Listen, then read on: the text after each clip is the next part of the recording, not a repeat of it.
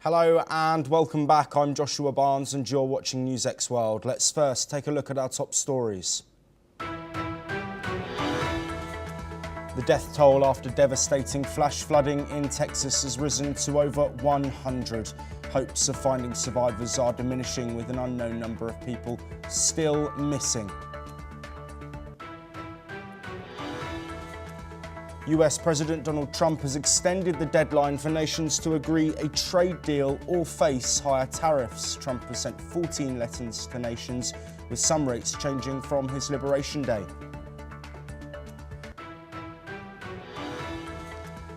Israeli Prime Minister Benjamin Netanyahu has met with President Trump at the White House as discussions over Gaza and Iran take place. The Israeli leader reveals he has nominated Donald Trump for the Nobel Peace Prize. Meanwhile, talks on a potential Gaza ceasefire have ended with no breakthrough, according to Palestinian officials. Meanwhile, further deadly strikes are reported by the Gaza Civil Defense, with 12 reported dead in the enclave.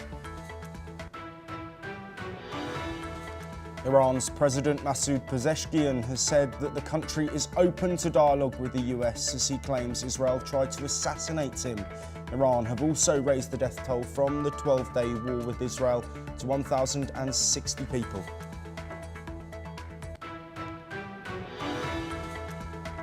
Israel has launched its first attack on Houthis in Yemen, the first for weeks, targeting ports and energy infrastructure. A second Red Sea cargo ship was attacked off the Yemeni coast, with the Houthis claiming their first shipping attack in months. A Justice Department attorney has said the US is going to try and deport Kilmar Abrego Garcia before his trial starts if he is released. It comes as a judge rules to a challenge to Garcia's wrongful deportation to El Salvador can continue. Brazilian President Lula says the world does not want an emperor after Donald Trump's tariff threat. South Africa and Russia have also responded, with the Kremlin saying BRICS is not directed against third countries.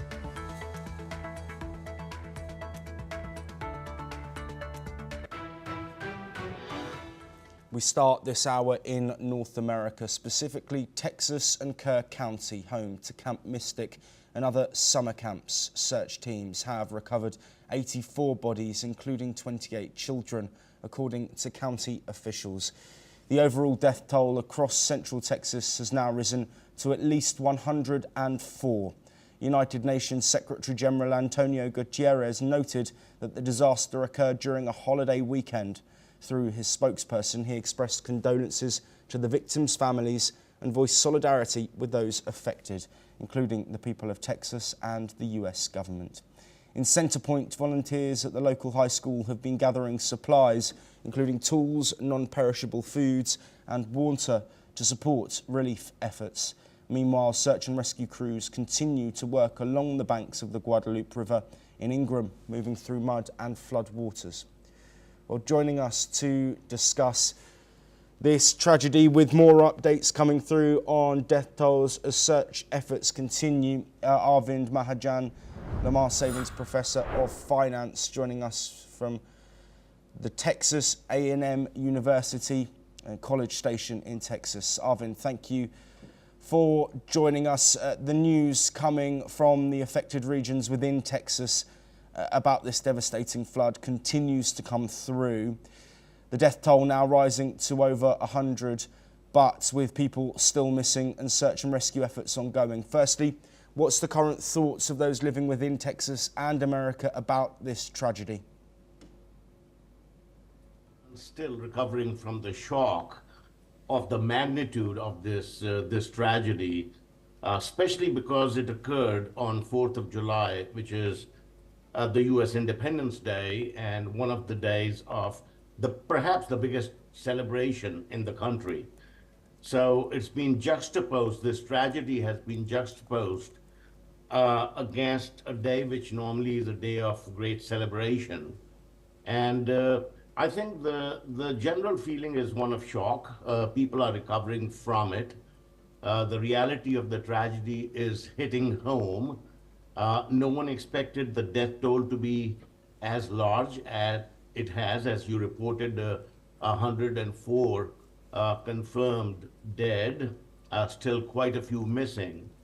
And what makes this especially tragic is that many of these were young children who were attending a summer camp, Camp Mystic, which many people attend, have been, it's a very old camp where young people go when they are young, and when they grow up, they have very fond memories of this place. And just the nature of the tragedy has been very devastating. On the other hand, of course, Texans are hardy people. They are resilient.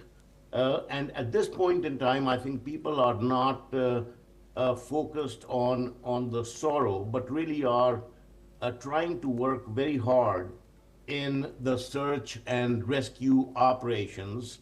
The administration's making it a point to remind people that it is search and rescue and not search and recovery. In other words, there's still an element of hope that they still might find some people alive. But in any case, there's been a lot of support from the community. There are 20 state agencies which have responded. Actually, agencies from Mexico, all the surrounding states have sent people there. So there's no shortage of resources in as far as the recovery efforts go. There also have been fundraising efforts on the internet. So besides the state funds and the federal funds which will be coming, there are resources being gathered to help those who have lost virtually everything, their homes, besides, of course, their family members. And now, gradually, things will enter the second phase. And the second phase, talks have already started in trying to identify what could have been done to alleviate such a situation and what can be done now to make sure that next time, even though this was totally unexpected, perhaps a 100-year flood, but what can be done to alleviate such a situation again?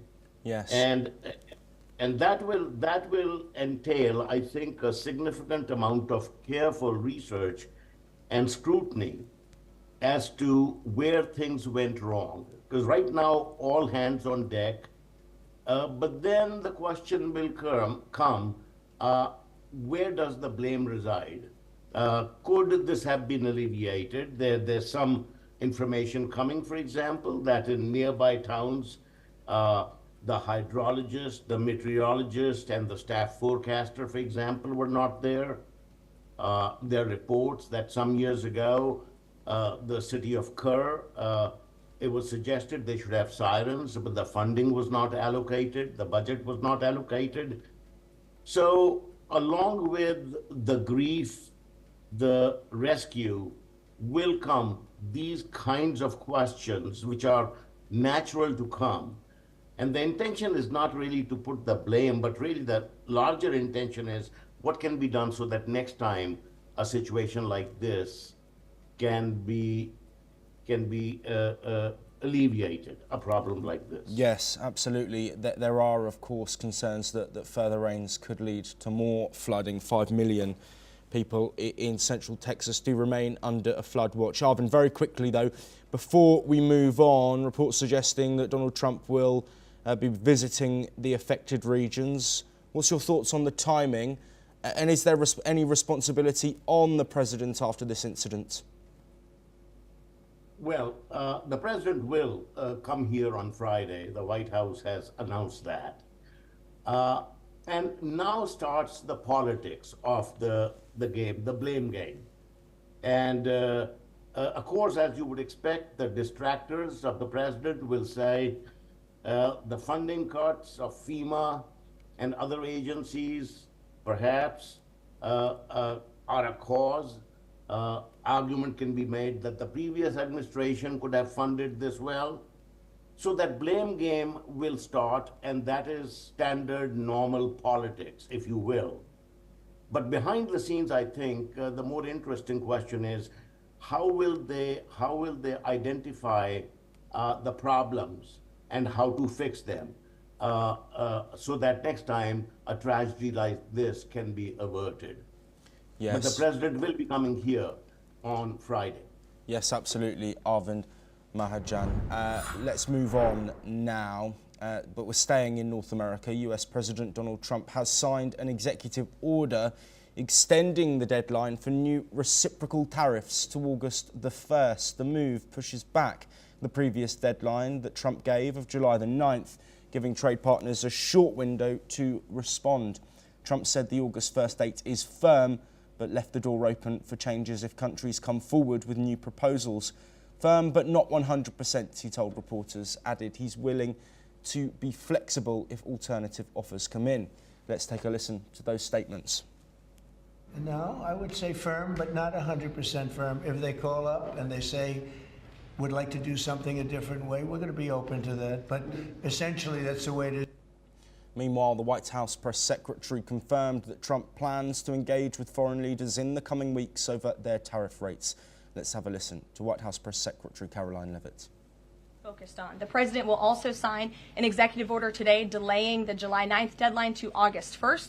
So the reciprocal tariff rate or these new rates that will be provided in this correspondence to these foreign leaders will be going out the door within the next month, or deals will be made. And those countries continue to negotiate with the United States. We've seen a lot of positive developments in the right direction, but the administration, the president and his trade team want to cut the best deals for the American people. Well, the order applies to a range of economies from the EU to Japan as the US intensifies its trade push for fairer terms. The tariff threat, a conversation of Trump's trade war, now enters a new phase with the August deadline looming. Well, joining us once again is Arvind Mahajan. Thank you very much for staying with us, Arvind. Trump gave a 90-day pause on these tariffs. He's now extended to August the 1st, leaving the door open. Is this a signal that this is just a negotiating tactic for Trump and he really is looking for the best deal possible? Or do you think he will keep his word and look at those tariffs that have been imposed and try and stick to that deadline where possible? Well, I am not sure if I can comment on that. It's pretty much like forecasting the stock market, not clear with President Trump. I think the process, in reality, trade deals usually take a very long time because there's a lot of fine print and they take years to cross all the T's and dot the I's. So coming up with trade deals over a short period of time, these are only tentative trade deals. For example, the ones signed with the UK, for example. I mean, there are many questions which remain unanswered. And I think what the president is trying to do is extract out the best possible deal he can from the countries which he's negotiating. I would not be surprised if there's another extension to August 1, although we have been told it's a firm date, but it really remains to be seen.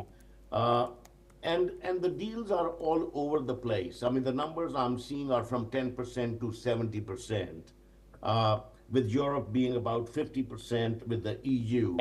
I heard just earlier today that a deal with India was very close to being done. And indeed, these countries are trying in a very expedited way to make sure that high tariffs do not allow these countries' exports to not reach the United States. So I think everyone is on a war footing in trying to come up with deals, but these will all be tentative deals. Because the fine print, it takes a long time to work out the details of these trade deals. Yes, Arvind, of course, that there have also been some rates that have been changed, also some implications on countries that are already facing tariffs on goods like autos, steel, aluminium, etc. But before we move on, Arvind, I do want to look at the impact on the markets. We've seen a bit of a jolt after Trump's announcement of a date change. But when we saw his Liberation Day tariffs come in, huge impact to global economics, not just US economics. Is Trump rolling the dice here, considering the impact that it could have on the global economy and also businesses within the United States? Well, I mean, when initially the tariffs were announced, the markets were shocked and the prices dropped dramatically. After a very successful tax and domestic policy mega bill, as well as getting Israel and Iran to sign the ceasefire, these two events have bolstered the president's confidence. The market today, when the news came, reacted in a muted way. The S&P was down, I think, less than 1%. So in some ways, I think the market is taking these tariff news with a pinch of salt, unlike how they reacted initially in the market. I think the market wants to see how this game gets played out. So the stock market, I don't think, is reacting as like it was early on. I think a lot of this has been digested by the market. The market has got used to the uncertainty associated with the tariff news. Now, I will tell you where these tariffs are really affecting things, or the news related to tariffs is really affecting things, is in a way it has somewhat paralyzed the business decision making, because the uncertainty about the future course is unclear. And businesses, when they deploy significant resources which cannot be easily reversed into liquid assets. So I think one of the biggest problems is the uncertainty is causing a lack of decision making by the business community. So that is kind of where we are at. August 1 is not too far away. It's just 3 weeks from now. And in the long-term economic cycle, 3 weeks is a very short period of time. So I think by and large, the market is willing to wait and see what happens. It's not reacting as dramatically as it was earlier on, because I think the market has absorbed that volatility related to news about tariffs is standard operating procedure now. Yes, Arvind, stay with us because we're going to stay on tariffs. And US President Donald Trump has unveiled a new wave of tariffs, 25% duties on imports from Japan and South Korea, calling them necessary to fix what he calls unfair trade imbalances. Within hours, Trump expanded the tariff hike to 12 more countries, this including Thailand, Indonesia, South Africa and Myanmar, with rates ranging from 25% to a larger 40%. The new rates will take effect on August the 1st, as mentioned, with Trump warning that any retaliation would be met with even higher duties. In letters posted on his Truth Social account, Trump stressed that these measures were needed to reduce America's trade deficit and defend national security. Let's have another listen to Donald Trump. Subject to negotiate something that's fair, but we've talked to most of the countries, and pretty much they've had their way for many, many decades, as you know, and it was time that we just wanted fairness. This is not really equitable from our standpoint, because it's just a small token by comparison to the damage that's been done over the years, but we had no other president that was willing to do this. I did it in my first term with China and others. We took in hundreds of billions of dollars of tariffs. No inflation, the most successful period of time that we've ever had financially in the country. The first term, I think this term is going to be much better, even much better than that. That was the best ever, and this is going to be, I think, substantially better, and we're on the way to doing that. We've already taken in over $100 billion worth of tariffs. Well, Trump's also offered tariff exemptions for foreign companies that shift production to US soil. The move shook global markets, with Wall Street falling sharply. Japanese and Korean exporters took a hit as the dollar surged against the yen and won. Trump says the tariffs are set, but talks may continue if countries come back to the table. Meanwhile, he also said that the US has finalised deals with the UK and China and is nearing one with India and has sent tariff letters to others.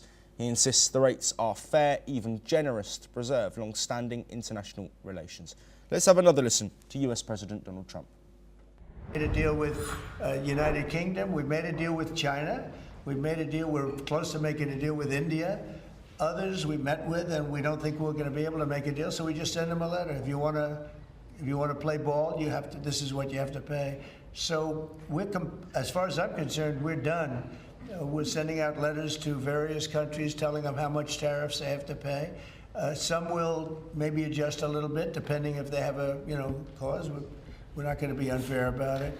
And actually, it's a small fraction compared to what we should be getting. We could be asking for much more, but for the sake of relationships that we've had with a lot of really good countries, we're doing. Well, Arvind, thank you for staying with us. Further comments there from Donald Trump relating to tariffs. I want to look at new countries that he is looking at. Do you think this is just the next step in his move? Do you think Trump's ultimate goal is to have tariffs on every single country? Or again, is this just a negotiating tactic to strike a better deal in his eyes, to overdo that imbalance and the work that he says has been done over years with previous presidencies?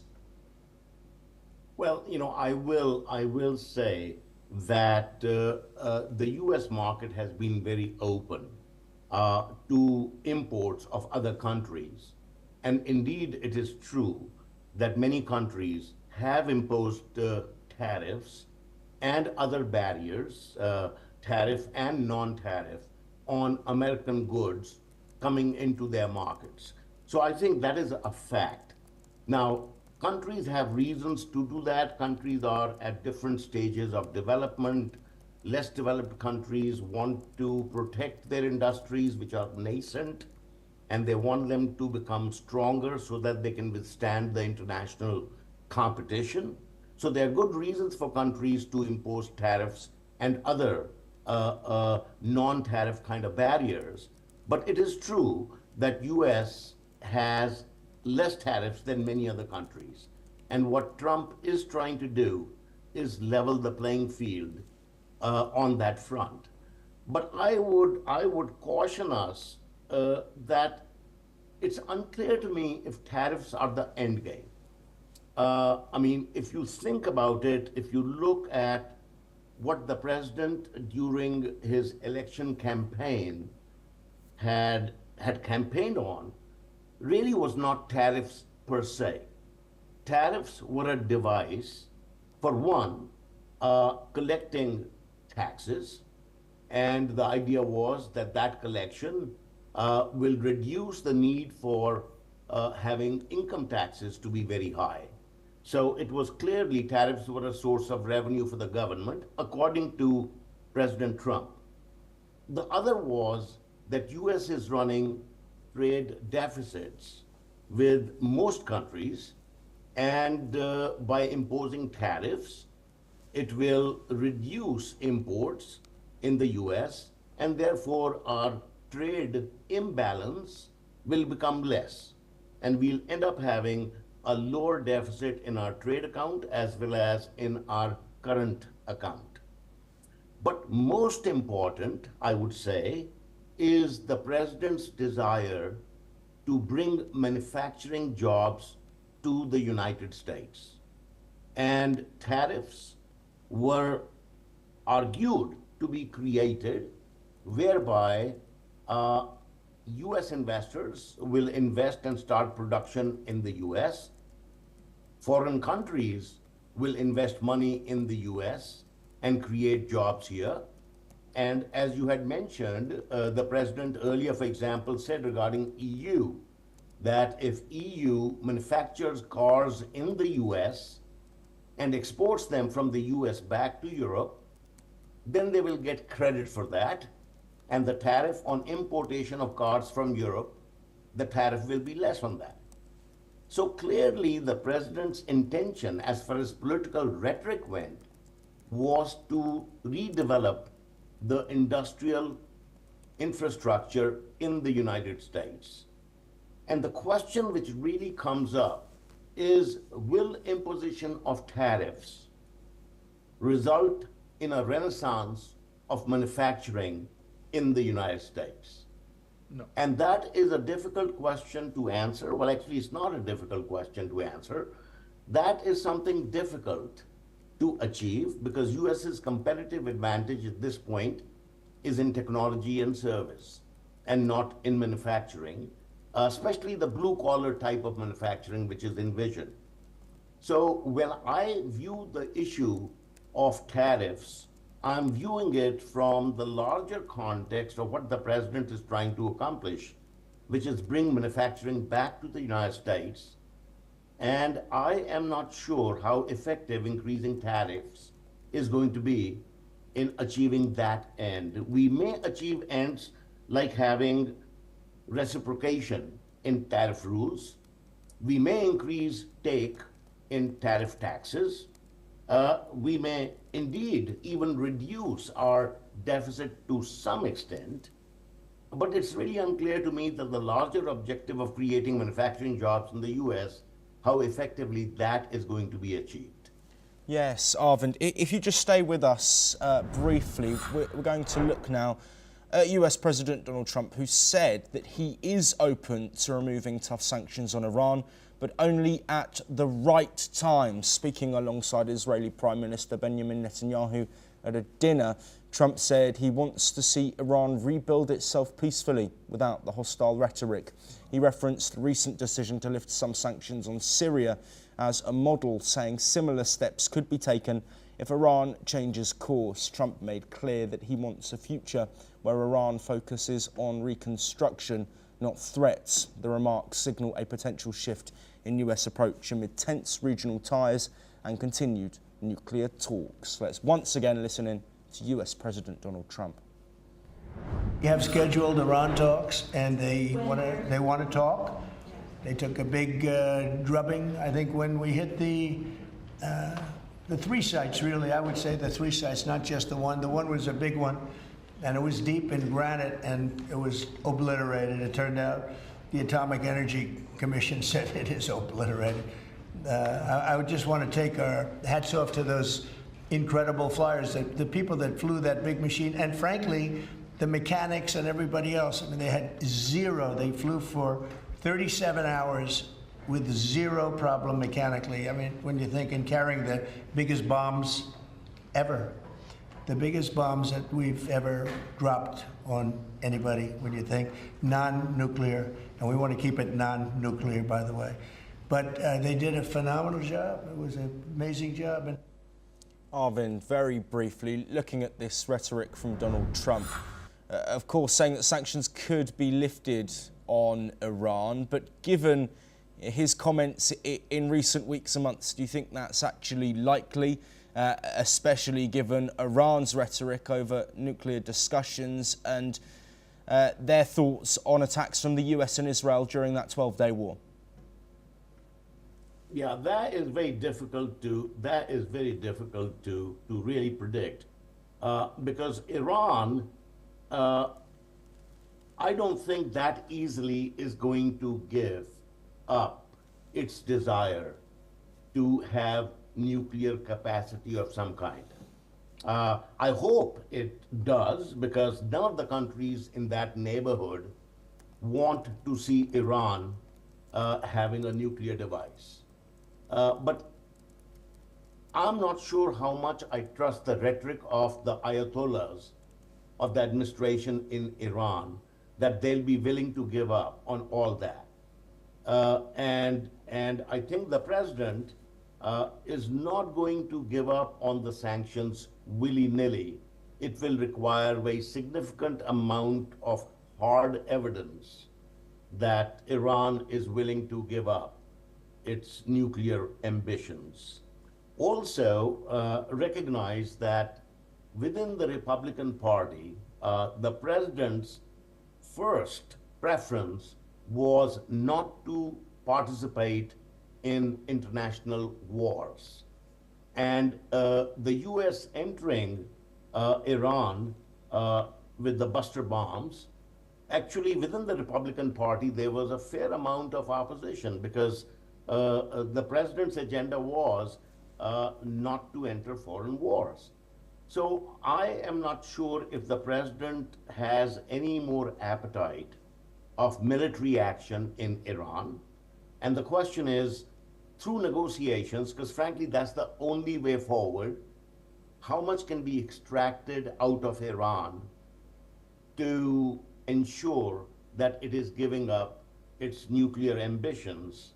And I think that's a very tall order to the point that the president removes all the sanctions on Iran. So that really remains to be seen. And also what remains to be seen is how the peace initiative between Israel and Hamas shakes out, because the possibility of Saudi Arabia normalizing relations with Iran, that shape of that whole region of Middle East really is unclear. There are many unanswered questions which really have a bearing on the U.S. reducing or removing its sanctions on Iran. So my long-winded answer to that question is, actually, I don't know, and I don't think too many people know that, because we just don't know what the Iranian reaction will be to be willing to give up on their nuclear ambitions. Yes, absolutely. Arvind, thank you ever so much for taking the time to speak with us. We do now move over to the Middle East, and Israeli Prime Minister Benjamin Netanyahu told US President Donald Trump that he nominated him for the Nobel Peace Prize, handing Trump a nomination letter during a meeting at the White House. Speaking to reporters at the beginning of a dinner between US and Israeli officials, Netanyahu said the United States and Israel were working on other countries who would give Palestinians a better future, suggesting that the residents of Gaza could move to neighbouring nations. Netanyahu called Trump's vision a free choice, where Palestinians could remain where they are or relocate if they wished.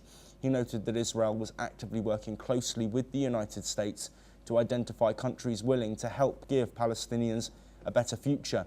He also said that they are getting close to finding several such countries. Let's have a listen in to Israeli Prime Minister Benjamin Netanyahu.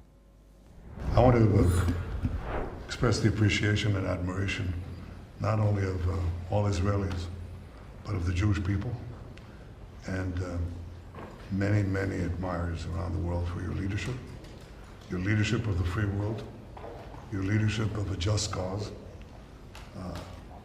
and the pursuit of peace and security, which you are leading in many lands, but now especially in the Middle East. We have great opportunities. The President has an extraordinary team, and I think our teams together make an extraordinary combination to meet challenges and seize opportunities. But the President has already realized great opportunities. He forged the Abraham Accords. He's forging peace as we speak in one country and one region after the other. So I want to present to you, Mr. President, the letter I sent to the Nobel Prize Committee. It's nominating you for the Peace Prize, which is well deserved. Well, meanwhile, pro-Palestinian demonstrators gathered outside the White House to demand an end to the conflict in Gaza as Trump met with the Israeli Prime Minister. They held signs demanding an end to arms supplies to Israel and condemning alleged genocide. Some also called for Netanyahu's arrest, referencing the International Criminal Court's warrant for his arrest over alleged war crimes in Gaza. While joining us to discuss these developments, Professor Rohan Gunaratne, an international security expert who's joining us from Singapore. Professor Gunaratne, as always, thank you ever so much for being here with us. There's lots for us, of course, to unpack after this meeting between Benjamin Netanyahu and President Donald Trump.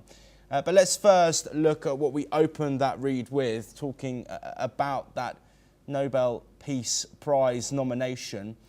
Trump dropped bunker-busting bombs on Iran. Trump has struck the Houthis.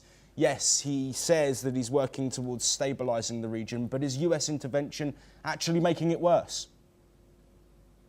without the US intervention, the nuclear capabilities that Iran was developing could not have been dismantled because the Israeli capabilities were not able to strike the facilities. What is important to understand is that uh, the Israel-Iran war, without that intervention on the part of the US, would not have reached the objective of denuclearizing, or at least buying some months or some years of Iran moving towards a functional nuclear weapon.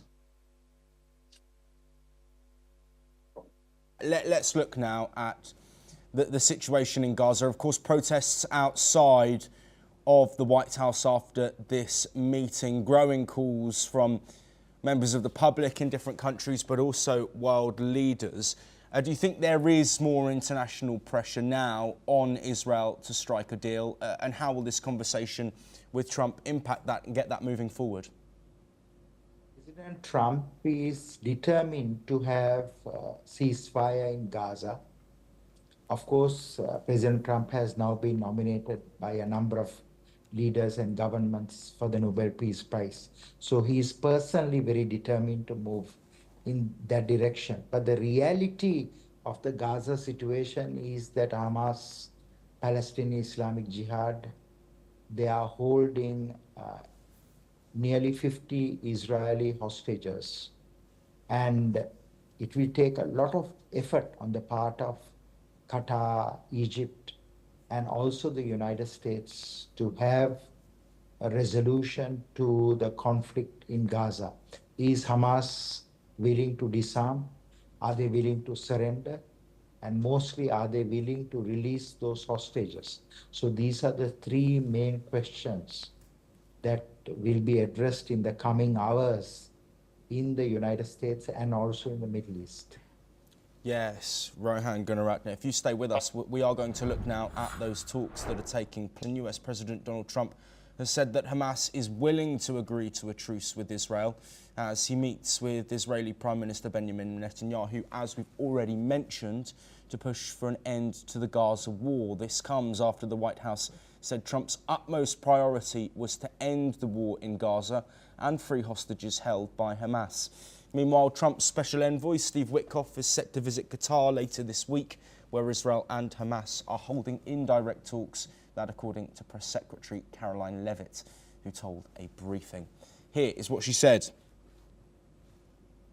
Priority for the president right now in the Middle East is to end the war in Gaza and to return all of the hostages.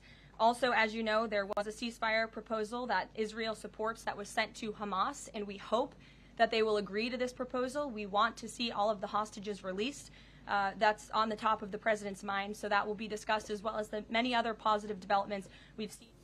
Meanwhile, according to a Palestinian official, no breakthrough has been achieved in the first negotiation session between Israel and Hamas in Doha. This comes as Gaza's Civil Defense Agency said that Israeli forces killed at least 12 people, including 6 in the Al Ramal clinic housing Palestinians displaced after 21 months of war. On the other hand, Israeli hostage families and supporters rallied in Tel Aviv and Jerusalem on the evening of July the 7th, calling on US President Donald Trump to help end the war in Gaza and bring hostages back home. Well, Professor Gunaratne, thank you for staying with us. No breakthroughs reported by Palestinian officials, but further talks scheduled and some optimism. You mentioned earlier about the gaps in what both sides are looking for. Do you think realistically, with pressure from the US, that a compromise could be agreed and an end to the war could be agreed, at least for a period of 60 days, as mentioned in this previous US proposal? It is very likely that there will be a ceasefire because Israel has put maximum military pressure on Hamas.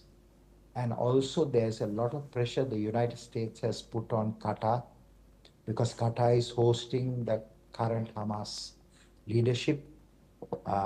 In addition to that, we have seen the general sentiment globally and also in Israel is that military operations are not going to uh, get those hostages back. That there needs to be a shift towards a political process where the hostages are released rather than being recovered through military action.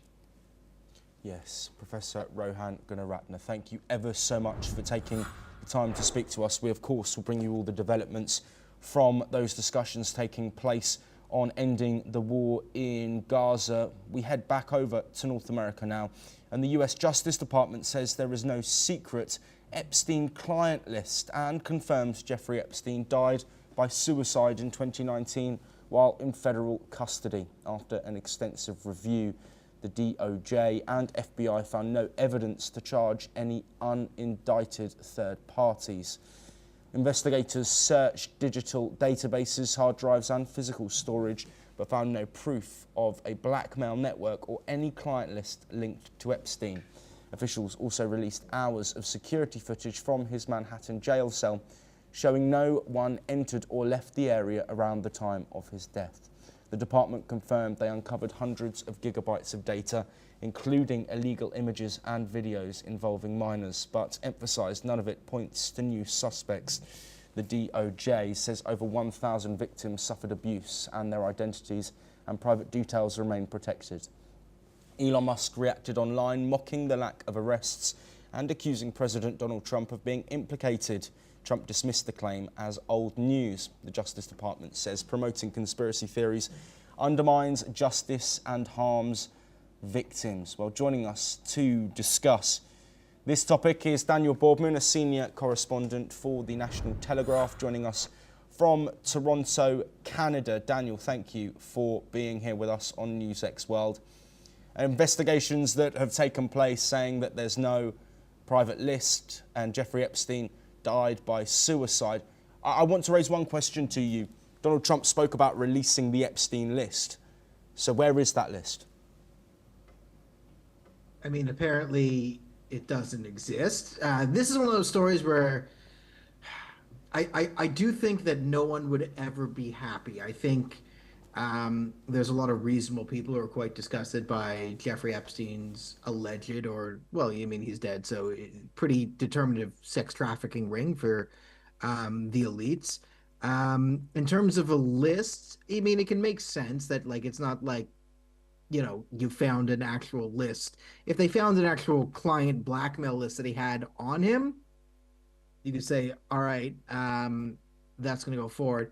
But for this, I mean, this is sort of taken into one of those sort of cultural spheres where it's now part of the culture war in a lot of ways, and not so much like a quest for justice. So there's many people who, even if you did release an actual Epstein list and you gave them 500 names of billionaires and Hollywood movie stars, they would probably get out there saying there's really 5,000 names and they're hiding it all from us. And then again, there's people who would see a miscarriage of justice. And I mean, you have to understand, like, a lot of people who are complaining about Jeffrey Epstein will defend Andrew Tate's, you know, open sex trafficking. So it's sort of a culture war issue now. And, you know, no one really believes that Jeffrey Epstein killed himself. It is a bit suspect there, but, you know, I guess this is what we're going with if we don't have the evidence to prove it. I mean, everyone's been following the story because it's rather, you know, scandalous. So everyone sort of has their opinions on it. But at the end of the day, this is a major flub for the Trump administration. I mean, they ran on, you know, opening up the Epstein files. They talked about an Epstein list. He said he had the Epstein list, and then it turns out there is no list. So, I mean, Pam Bondi, Kash Patel, all of them are going to have a lot of trouble with the MAGA base after this embarrassment. But for now, it looks like the Jeffrey Epstein chapter is over as far as the Department of Justice is concerned. And a lot of people, I think, quite reasonably, and some people quite unreasonably, will be very unhappy. But such is life. You know, it's hard to convict someone on conspiracy charges or bust a conspiracy when the centerpiece of the conspiracy is dead. Yes, absolutely. Daniel, stay with us. We will be moving on. And a federal judge says a wrongful deportation case against the Trump administration can move forward even after the man at the centre of it was brought back to the US. Judge Paula Zinnis ruled that Kilmar Abrego Garcia's case still raises serious questions, including whether the government followed court orders when returning him from El Salvador and whether his immigration rights have been fully restored. Abrego, a Salvadoran national, was deported in March despite a 2019 court order that blocked his removal. He had been living in Maryland with his American wife and son and claimed he'd faced gang violence back home. After public outcry and legal pressure, the Trump administration brought Abrego Garcia back in June, but now plans to detain him again and start a new deportation case. He's also facing separate criminal charges in Tennessee, accused of transporting undocumented migrants. He pleads not guilty. Judge Zinnis has ordered federal officials to appear in court and explain what will happen next if Abrego is released from criminal custody. She also criticised the administration's handling of the case, calling it confusing and uncertain. The attorney for Abrego Garcia, Simon Sandoval Moschenberg, has commented on the judge's ruling. Let's have a listen. Judge, if the government does not have a plan to provide Mr. Abrego Garcia with due process, then Judge Zinnis is going to have to order that he be given that due process. So all of that is in service of making sure that they don't do the same thing twice, which is to say put him on a plane without any notice of where that plane is going. Daniel, thank you for staying with us. The ruling that we've had there, of course, that this case can move forward. Is this further pushing against Trump's immigration stance, or do you think that this will be brushed aside going through the courts? I mean, you're living in the world where you might see a little bit of column A, a little bit of column B in a weird way. So in one sense, like, I think he was wrongfully deported, so he has a very good case, which is why he was brought back. On the other hand, the Trump administration is claiming that, listen, he is an illegal migrant. He is here illegally, so they're going to want a win on this. And it kind of looks like the Trump administration is pretty dead set on the path of being very, very hard on illegal immigration. So they're going to try and continue to find ways to deport this guy. You could see, a string of deportations and undoings of the deportations leading all the way to the end of the 2028 in Trump's term. That would not shock me. But again, this is kind of what Trump was elected on in the US, so it doesn't really change much. I mean, this is something that, a lot of people say this is what I voted for. And then the other half of the country will say, well, this is exactly what I voted against and was afraid of. And you have the Trump administration, which wants to be incredibly tough on illegal migration to deter it, which, I mean, to their credit, you might not like the methodology of the Trump administration, but the effectiveness, at least on this single issue of reducing illegal crossings at the U.S. border, Trump's rather effective at deterring illegal migration by sending a message, and it's pretty clear this is what Trump is trying to do. He's trying to send a message that if you come to the country illegally, the Trump administration will fight you every step of the way, make your life miserable, and actively try and deport you. This looks like an issue that they're not going to back down on whatsoever. And then on the other side, you're going to see a rather, I think, coordinated defense from Trump's adversaries to try and slow down the deportations, and specifically this one, which has gained so much national and international attention. So it's pretty hard to determine how these things go. And again, I'm not an expert on U.S. immigration and illegal immigration law, so I'm not willing to hazard a guess on the inner workings of the court proceedings. But from a bird's eye view, it looks like the Trump administration is going to try and max out the deportations. And it looks like there's going to be certain sectors of the court that are going to try and fight him every step of the way with every weapon they have. So buckle up. This is going to pretty much be the entire Trump term. There's going to be some story like this coming up every couple of months. Yes, stay with us, Daniel. We're staying in the United States, and California Governor Gavin Newsom took direct aim at US President Donald Trump, slamming him over ICE raids in Los Angeles that coincided with the 6-month anniversary of devastating wildfires in LA. Newsom accused the president of being weak with a polluted heart after immigration agents swarmed MacArthur Park earlier that day. He called the operation theatre and said it sent a cruel message on a day meant to honour fire victims. Let's listen in to Gavin Newsom. What a disgrace what's happening in MacArthur Park. What theater. On the 6-month anniversary, after all, of these fires. That's the message from the polluted heart of the President of the United States. The polluted heart of Stephen Miller. Those National Guard men and women that were out there protecting people are now being used as political pawns. Out there on horsebacks running through soccer fields in the middle of the day. Timed around announcements and events like this. It says everything you and I need to know about the state of mind of the President of the United States in this administration. Today, I want folks to know we have your back, and we'll continue to come back and do what we can to protect our diverse communities, to protect the spirit that defines the best of this city and our state, and to push back against this cruelty. To push back against this cruelty that is being perpetuated by the President of the United States. Well, of course, this coming after those devastating wildfires with over $50 billion worth of damage reported and lives lost as well. Daniel, of course, that tragedy being remembered, but the key talking point from Gavin Newsom's comments is this spat between him and Donald Trump over immigration raids. What's your opinion on those comments from Gavin Newsom, and how is this relationship going to go moving forward, with Trump potentially continuing with his action on immigration as he has been? Well, I don't think it's a surprise to anyone who follows U.S. politics that Gavin Newsom, governor of California, the notoriously, well, anyone on the West Coast, notoriously a very, very hard left Democrat state, and Donald Trump, a notoriously not hard left Democrat.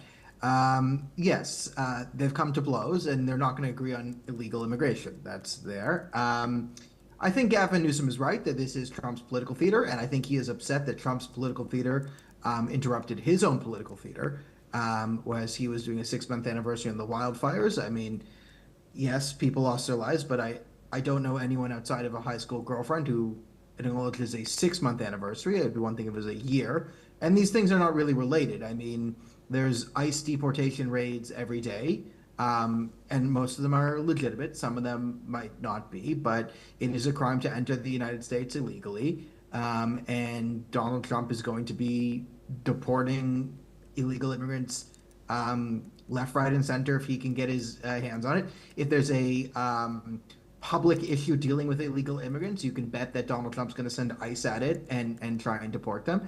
And you can also count on Gavin Newsom to, again, he's in the state of California. It's a Democrat state, which means his real opponent in any election is not his Republican opponent. It's another Democrat trying to primary him. So he's going to have to sort of remain on this, anti-Trump spree. He tried a brief, there was a brief Gavin Newsom comes to the center and did some, right-wing podcast moments, but that caused some friction on his hard left base.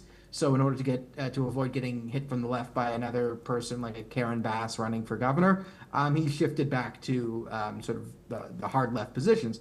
So, I mean, this is going to be California versus Donald Trump. This is going to be another 4 years of this, where Donald Trump's going to come into the next LA. two questions. Yeah. So Donald Trump's going to come into Los Angeles and deport people, and Gavin Newsom's going to be upset that they're going to get deported, and rinse, wash, repeat. So much for joining us and taking the time to speak with us here on NewsX. Well, we will, of course, continue to look at the topics surrounding immigration and deportation in Trump's administration. We move on now, and several top medical groups are taking legal action against US Health Secretary Robert F. Kennedy Jr., accusing him of endangering public health with new COVID-19 vaccine policies. Groups including the American Academy of Pediatrics and the American College of Physicians filed suits in Massachusetts demanding the courts block what they call Kennedy's unilateral unscientific vaccine directive. The move comes after Kennedy announced in May that the government would no longer recommend COVID-19 shots for children or pregnant women, a decision that sparked fierce backlash from health experts. Since taking office, Kennedy has fired all 17 members of the government's Vaccine Advisory Committee and replaced them with his own picks under his Make America Healthy Again campaign. The lawsuit also slams those new appointees, warning the nation is on a dangerous path as trust in vaccines decline. Doctors say vaccine hesitancy is now a growing problem among both parents and adult patients who are increasingly reluctant to get immunised. Federal health officials have yet to comment on the lawsuit. Well, let's now take a look at the latest news from across the world of business. Tesla shares fell nearly 8% after CEO Elon Musk launched a new political party called the America Party, raising fresh concerns about his focus on the company amid sliding sales. The move followed a public feud with former ally Donald Trump over tax and spending plans, with Trump dismissing Musk's idea as ridiculous and threatening to cut federal subsidies to his companies. The clash, which erupted on social media last month, wiped out $150 billion from Tesla's market value in a single day. Samsung Electronics stunned investors by projecting a sharper than expected 56% drop in second quarter operating profit as weak AI chip sales deepened concerns about its struggling semiconductor business. The world's biggest memory chip maker blamed US restrictions on advanced AI chip exports to China, but analysts pointed to delays in supplying high bandwidth memory chips to the US tech giant Nvidia. In March, Samsung had said it could make meaningful progress on its latest HBM3E 12-layer chips by June, but today it offered no clear update on shipments to Nvidia, only saying the chips were still under customer evaluation. Goldman Sachs has raised its outlook for the S&P 500 over the next 3, 6 and 12 months. The bank expects a 3% gain in 3 months and an 11% gain over the year, with index targets of 6,400 and 6,900. The revision is based on anticipated US interest rate cuts and the continued strength of large cap stocks. Canadian miner Aura Minerals is set to list its shares on the Nasdaq, targeting a valuation of $2.14 billion. The company plans to raise around $210 million by offering 8.1 million common shares, priced near their July 4 close on the Toronto Stock Exchange. Aura says it will use the funds to boost liquidity and support strategic growth plans. The move comes as more foreign firms turn to US markets for higher valuations, despite recent uncertainty over trade policies. Well, that's all we have time for. We'll continue to bring more news updates from across the world very soon.